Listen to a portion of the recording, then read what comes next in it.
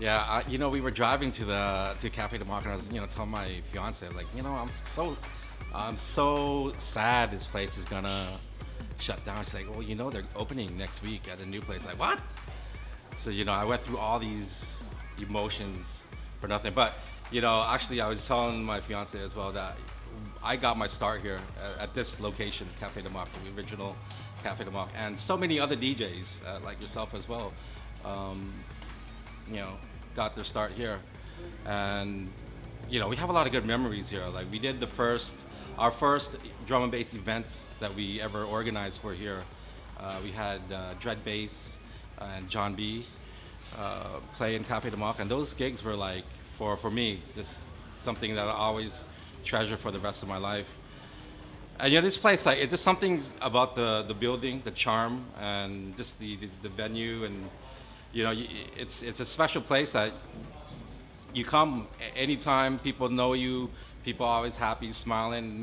Like the music. They don't care what you're wearing, what car you drive. I don't give a fuck about that. Cafe de Moc is a place for beats, for people who like beats and just want to have a good time. I'm going to be really sad to see this location go. We had a lot of good times here, but the new location I heard is pretty dope too. So best of luck to Pitui, and I'm going to be behind him all the way and support him.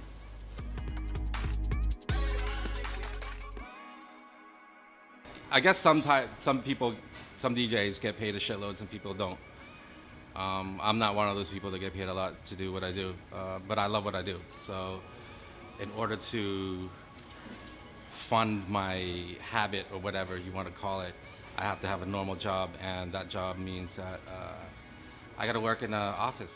And I work at a place called SAE, which is stands for School of Audio Engineering. And they teach sound engineering and electronic music production and DJing, which is the course that I teach. And I've been teaching there for quite a while now, and seen a lot of students, taught a lot of students. So I guess anybody who's interested in electronic music production or DJing or sound engineering, go check out SAE, because we have a pretty cool campus in Bangkok. It's it's compared to a lot of the campuses around the world, our rates are a lot more reasonable. So I am trying to sell SAE shit, but this is, you asked about where I work, so I'm just telling you. SAE, want to see you there Monday morning.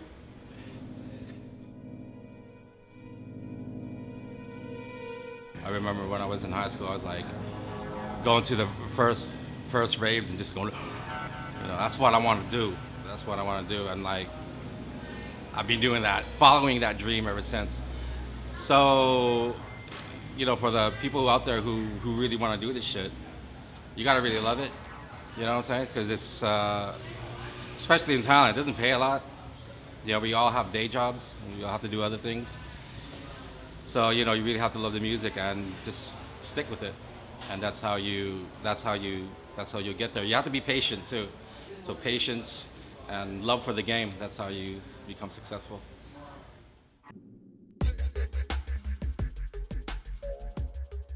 Last year I went to see a fortune teller, and they were like, okay, look, this is going to be Year of the Dragon, so this is a really good year for you. So I was like, all right, cool. So the initial plan for 2012 was to get a guest DJ every month for Dubway. Last year we'd have DJs come, once every few months, that kind of thing. But for this year, we've had every month a different international DJ. So that was the first plan for me this year. Second, this year, it's going to be Dubway 4th year anniversary coming up in August. So I want to do something special for that event. And I also plan on, for that event, I want to release a compilation CD of artists that have been guest DJs at our event. So right now we've got a few people that have already contributed music for the compilation CD. So that CD will be sold in Thailand, and hopefully, if I can, I'll get it pressed on vinyl, and hopefully we can sell it other parts in the world, and maybe even online. But I'll let you know what's up with that. You can check out more info my website, dragonhb.com.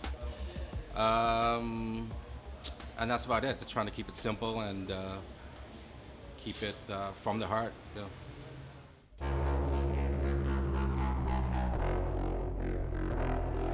So a crazy story about requests. Well, not really requests, but back in the day, a long time ago, there used to be a place in Sukhumvit Soy 24, I think. It used to be called Taurus, and they used to play like, you know, R&B and all that kind of stupid shit there. And one day, this dude calls me up. He's like, "Okay, well, let me explain about Taurus. Taurus is like one of those mega clubs, and like in the main floor, they have like bands.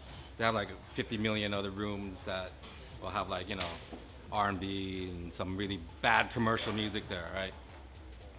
And back in the early 90s, it was a really, really like popular place. Everybody used to go. And then later, like 96, 97, it kind of died off. And I guess the management were trying to find new ideas to bring it back to life. So they decided to call me, and they're like, "Oh, right, we heard about some of that music you're playing, that drum and bass music, and we'd like you to come play at our club." I'm like, "You sure you heard the music before?" You know, I'm on the phone. I'm like, "You sure you heard it? It's fucking fast, right? It's like really, really heavy." They're like, "Yeah, oh yeah, we love that stuff. Just come on and you know, give it a try." So I'm like, "All right, cool." So we made a date, went to play, and the club, inside the club, is like all these fucking 60-year-old, how do you say, like in Thai we call them Asiya, you know, the really rich businessmen with their mistresses and stuff, and it's all they're just hanging out there like that, right? They're like, you know, one 60-year-old guy's got like, you know, 2-3 bitches and shit with him and stuff like that, and of course they're all getting pretty wrecked, eh? So I'm like, "Dude," telling the manager, I'm like, "You sure you want me to play, you know, this music?" He's like, yeah, just go for it." So I'm like, start playing, and I think I must have gotten like through 20 minutes of my set. One of the Asiya came by, and just like, I thought he was gonna ask for a song or, you know, say something. So I lean over at the booth, and he grabs me by the shirt, like this, pulls me over down like this. "Could you play something better than this?" And I swear to God, like the fucking, the needle just went zzz, like that, and the whole club just went quiet, just looked at the fucking booth. It was like, the tension was like, oh my God, you know. So, and you know, that guy is probably like, got like 50 million bodyguards, so I couldn't do anything anyway. So that was probably the worst experience of my life. Fucked up my shirt too.